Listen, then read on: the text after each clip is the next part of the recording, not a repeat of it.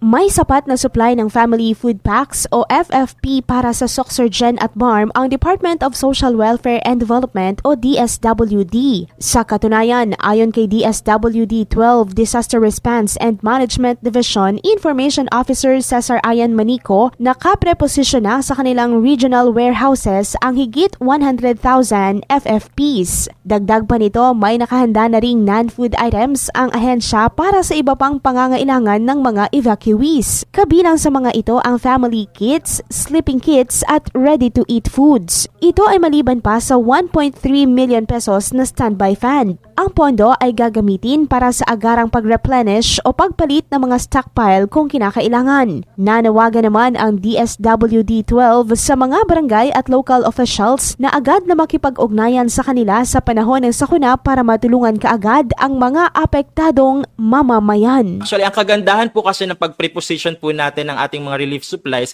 is mas mabilis pong nabibigyan natin ng tulong yung ating mga kababayan in times of disaster. Nakakabawas talaga ng oras. Si DSWD 12 Disaster Response and Management Division Information Officer Cesar Ayan Manico.